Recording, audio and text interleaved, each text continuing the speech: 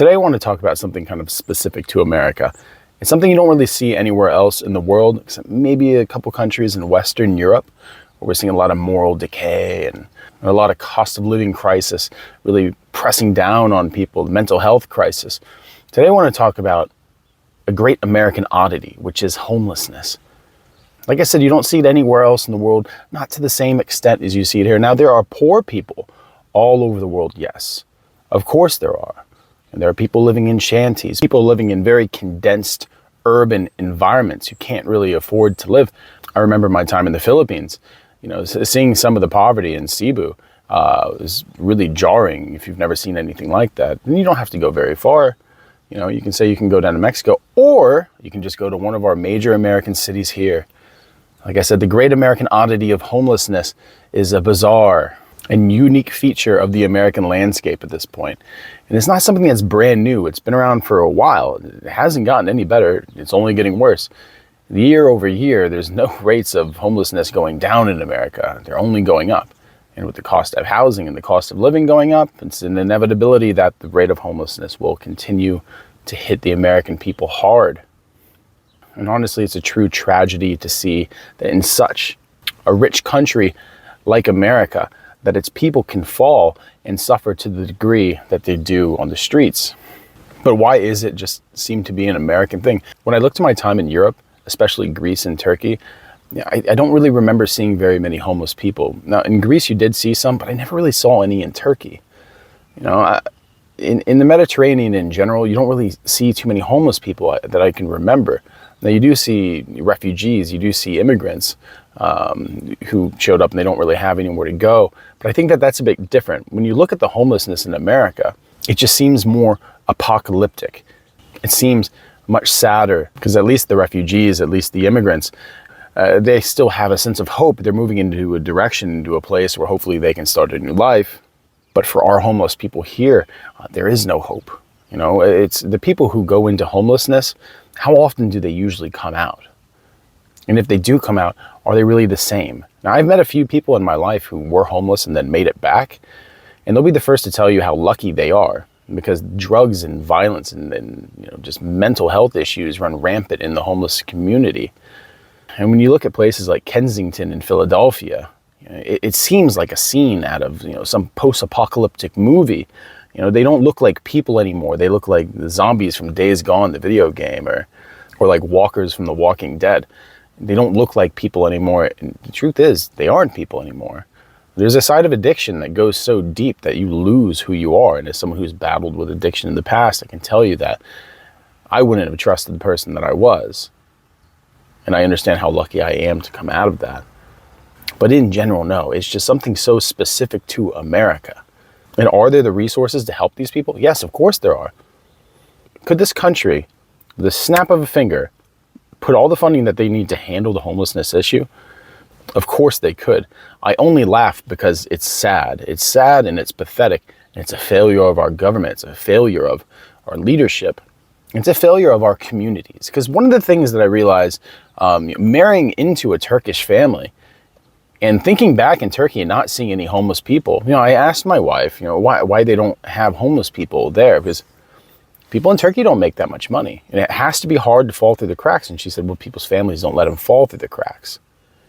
And maybe that's it. Maybe with the disintegration, maybe with the breaking of the American family, there's just no support system that you get in other cultures or in other nations that prevent people from going into homelessness. Because like I said, once you get into that, it's hard to come out. Especially in a place like America, because it almost seems to be an identity. We don't just have this kind of homeless person. We don't just have the Kensington fentanyl addicts. No. We have different classes of homeless people. Depending on where you go in the country, you'll bump into them. Sometimes it's just young people who are roughing it with their dog, who decide, they want to buck college and, get away from their parents. Maybe for them, it's just an act of rebellion.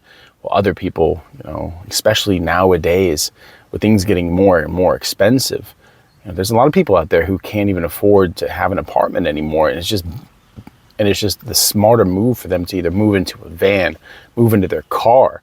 And in places like California, you see this more and more and more. And they're not just, and these aren't people who don't have jobs. These are people who work full-time jobs, make the decision to live in their vehicles, to live in tents, and to create these small communities, these kind of modern day Hoover towns. I lived in Denver until about 2020, and in Cherry Park, you had entire communities that kind of filled the ditches there, tents that seemed to be connected to one another. And during the day, they'd go out and panhandle, and they'd go, do their drugs and things like that. And then they'd come back. And of course, some people worked, yeah. But the thing about meeting your needs of survival, the thing about being in that kind of position, and it's the same thing when dealing with any kind of addict, is that people get comfortable in the slump that they're in. It becomes to be an identity to them, and it becomes a very comfortable spot because there's no expectation, there's no demand, there's no responsibility for a homeless person other than to take care of yourself and maybe a pet if you have one. And surprisingly, it's not easy for people to leave that and move into the world that has a lot of responsibility, a lot of tension, a lot of friction having to interact with people. Because when you're homeless, you don't interact with people, You become a feature on the side of the road. Maybe someone, gives you some food or maybe a little bit of money that may go to food, but most of the time it doesn't. There's no real identity. You're just a person in the midst of survival. And the most fascinating part of this is because it is such a uniquely American thing, at the same time, no one really talks about it. No one talks about it in the way that they should. Like I said, if this many homeless people existed in a place like Turkey, which is a country that in most respects Americans would consider hostile to them, most Americans would look down on Turkish culture. Most Americans look down on European culture at this point, or European society and community. But like I said, you would never see this, not to this extent, anywhere except America, because we don't have any kind of communal responsibility where we look out for the best interest of our family members or our neighbors. And more interesting, like I said, there's many kinds of homeless people, and they're not all like these Kensington ones, not all like the San Francisco ones, You have those all over America, not just in the cities. And some of them, like I said, they just do it for comfort at this point. More than just that rebellious teen who got away. You have actual adults who work or choose not to work, but have these elaborate tents with kind of all the modern comforts that you would get from, say, if you're going glamping. I mean, just check it out. Trust us to let you in. They got big screen TVs and shit. Really? Yeah. They have electricity? Yeah, they get electricity from the ground. Okay. Hey, bro. I was wondering if we could, I'll pay you cash. I'll slide you 100 cash. Okay, cool. Did a homeless person just tell you to fuck off for $100 cash? They don't want it? Yeah. He's like, keep that shit, peasant. Yeah. Honestly, I've dealt with this myself. When I lived in San Francisco, and I think it was 2016, I was raised to give money to people in need. I think it's a good thing. And honestly, I don't really do it anymore. And it's because of my experiences, at least when it comes to homeless people in America. Because there's been many times where I pulled out, $5, $10 and I went into 7-Eleven and got like a couple donuts or a hot dog or something and give that to a homeless person.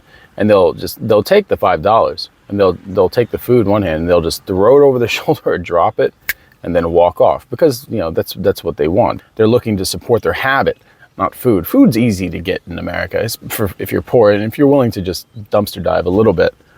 I don't know, let's just get back to it. You little Sony camera and fuck off. That's crazy. Across the street are more luxury tents. These are these tents are expensive. Maybe a couple thousand for a tent like that. This guy's got a PC set up. Raise a gaming chair in there? Damn, they got the whole grill set up here. Bro, this looks better than my backyard. Honestly though, and I remember seeing that when I lived in Denver. I mean, some of the setups that these people have are, like I said, it's glamping is what it is. It's just glamorous camping. And, they just sit around in the tents all day, smoking, drinking, whatever. And like I said, some people have full-time jobs, some people don't. And, like I said, they're not the same as, now, are they adjacent to like the Kensington types? Yeah, absolutely. But these kind of people, these kind of homeless people, honestly, you can't really feel too bad for, because a lot of it does seem to be more of a choice. And it's a weird thing to say, but at the same time, you know, if you talk to homeless people like this, you know, usually it's just, usually their reasoning for why they're out there is just kind of an escape from society, an escape from how the world has become, how America's become. And it's a choice to live that way. And it doesn't make sense to a lot of people, but it does kind of make sense at the same time, because this kind of sucks. You know, waking up and going to work every day, working 60, 70 hours a week, it's a lot. And especially because the payoff these days, yeah, I got a roof over my head and I don't have to go dumpster diving. But if you got a good immune system and you don't mind sharing food, maybe it's not the worst idea. You know, maybe these guys are onto something. Would I do it? No, I sunburn too easily and I don't want to be in a tent all day. So it's not for me, but I guess for some people it is. And this last video I thought was actually pretty funny. And, you know, I recently went through a very similar situation I'll tell you about. But yeah, just have a look at it. Sometimes I feel as if I am living in an alternate universe or living through a fever dream, because some of the shit that happens, I just can't even hardly believe. So I'm in downtown Houston today, and anybody that's been in downtown Houston knows that there's a little bit of a homeless problem down here. So I'm walking down the sidewalk, and this homeless guy, he looks homeless, starts approaching me, and I see him coming, and I know he's going to ask for money. And so he starts walking up to me. And the way he asked was not what I expected. He didn't say, "Hey man, can I get $1?" He didn't say, "Hey, you got any change you can spare, or can you spare a couple bucks?" He walked up, looked me square in the face and said, "You got any money?" Which I thought was kind of a direct and rude way to ask for it, but to each their own, I guess. And so I told him, "No, sorry man, I don't carry cash." And what he said next, nothing could have prepared me for. I mean, nothing. He took a step back and had this offended look on his face and said, "Cash? What do you think this is? You got Cash App or Venmo or something?" And rarely am I left speechless, but he caught me flat-footed. I didn't even know what to say to him, because nothing could have prepared me for him to say that. And maybe I'm just old. Maybe I'm old school. I don't know. But I was not expecting that. So I said, "Man, you got a phone?" He looked at me again with offense again and said, "Dude, it's 2025. Who doesn't have a phone? I'm homeless, not poor." And what? What? I'm done with him at this point. There ain't no way he's getting $1 off me.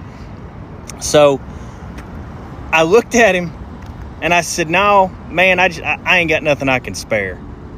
And so he looked me square in the eye, said, "Get your money up," then called me a broke-ass cracker and walked off.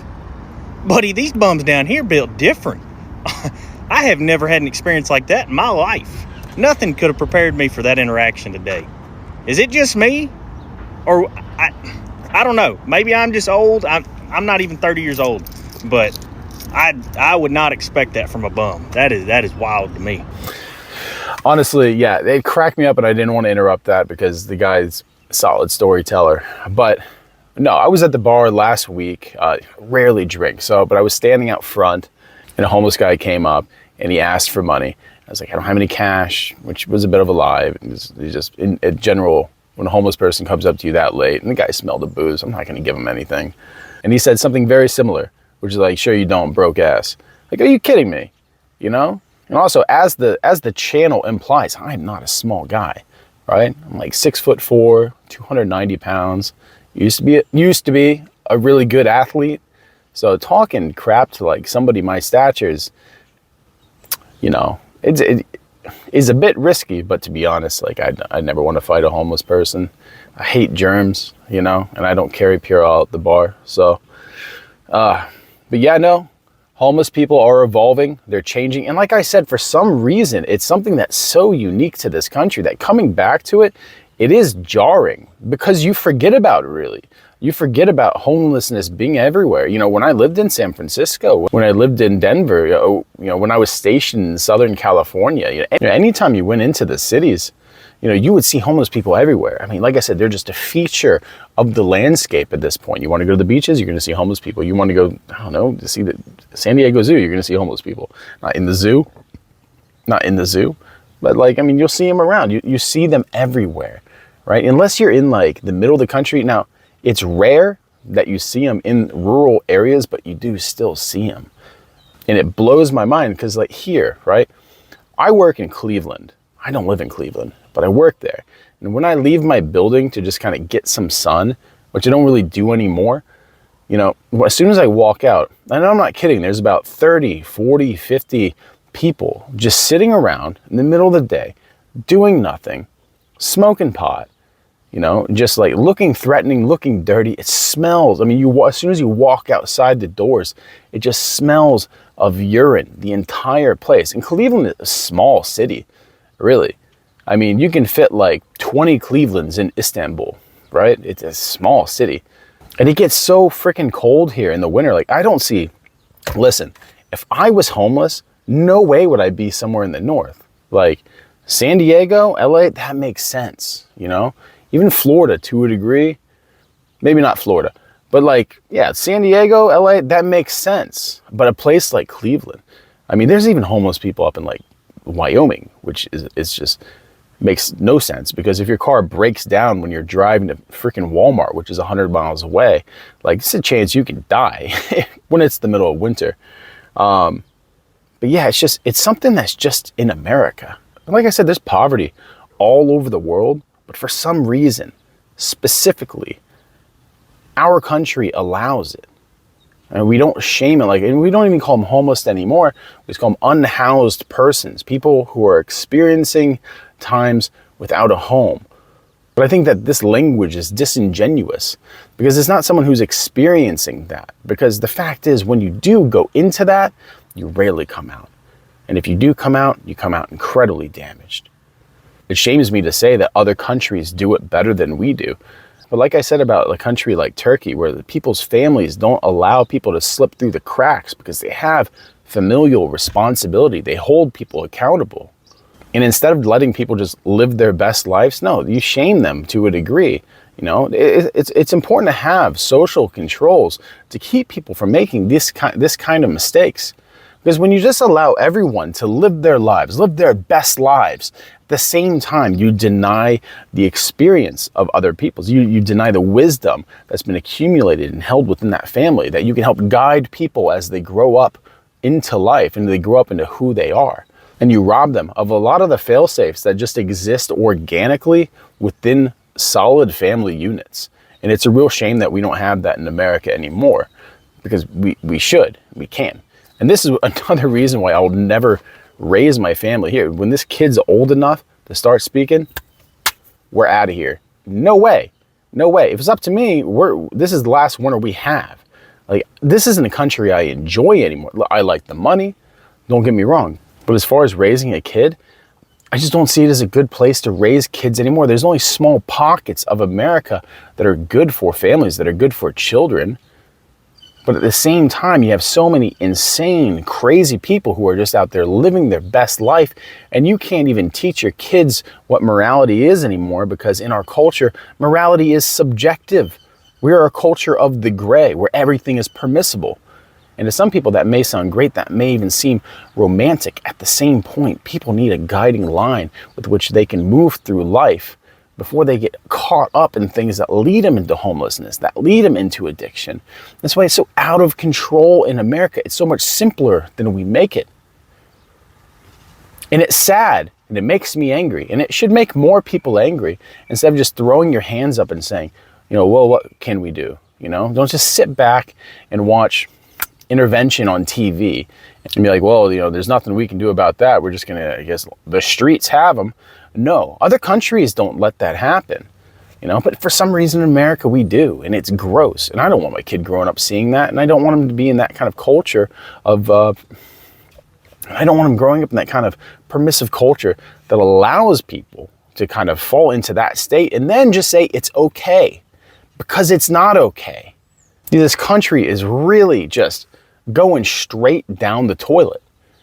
And you really can't change my mind on that. Listen, if you're making a ton of money, yeah, maybe if you have like a big property in the middle of nowhere or in the suburbs, and you can put up a big fence and not really experience what the vast majority of people in America actually go through, the troubles that they have to go through, and the fact that we have a completely declining and decaying, like, just moral foundation, if there ever was one, It's just not a good place for people at this point.